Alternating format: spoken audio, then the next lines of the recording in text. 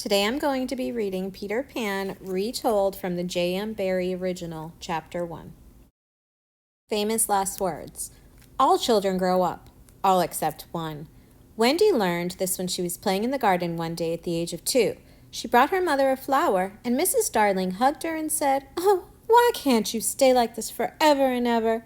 Before that day, Wendy didn't realize she wouldn't stay the same. Wendy had 2 younger brothers, John and Michael. They were growing too.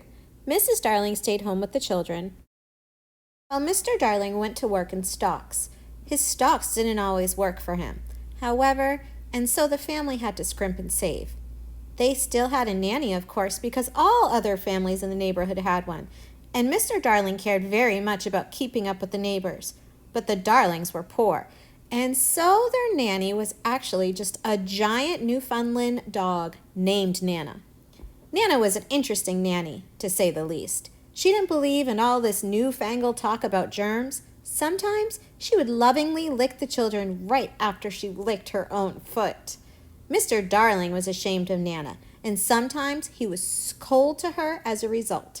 He shouldn't have been. She was actually quite a treasure. If the children wandered or dilly-dallied on their way to school, she would bump them with her big head to get them back on track. She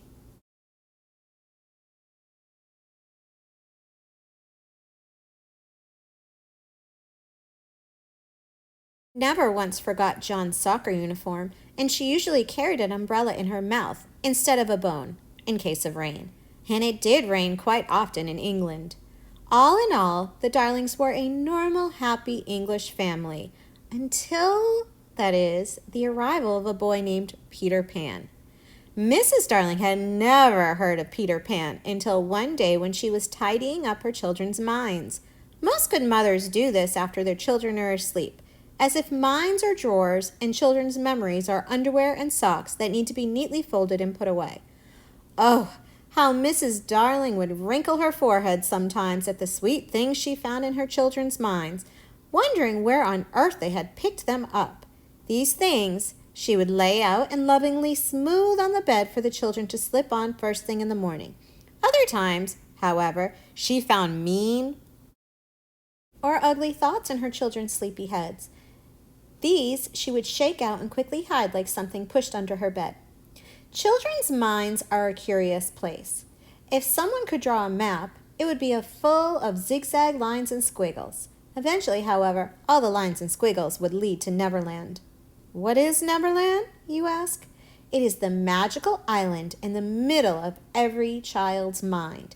It is a place children go to mainly in their imaginations, unless, of course, they have an invitation and a very special guide. Every child's Neverland is slightly different. Some are in color, others are in black and white. Some have ragged coral reefs with tiny smashed-up boats, lonely caves, and tiny huts on the beach. Others have a hunchback little old ladies, turtles laying eggs, or gnomes who like to sew. Others still have scary first days at school, trying not to laugh at church, pop quizzes on grammar that you haven't studied for, money from the tooth fairy, and chocolate pudding. There are no rules to what one's Neverland should be.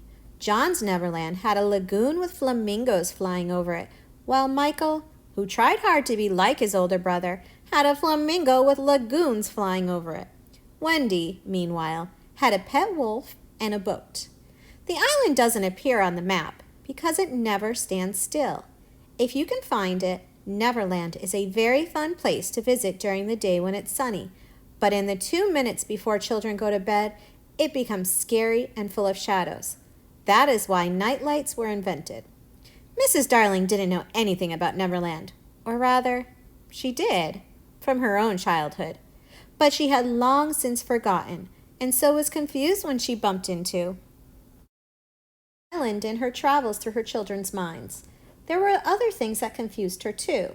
For starters, there was the name Peter, which came up again and again in bolder letters than any other word in all of her children's minds, especially Wendy.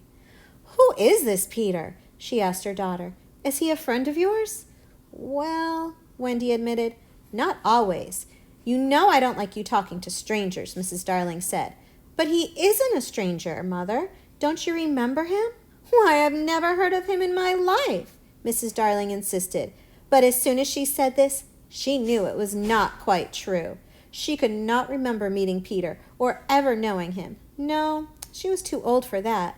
But in the back of her mind, she recalled a story about a boy who kept children company so they would not be scared.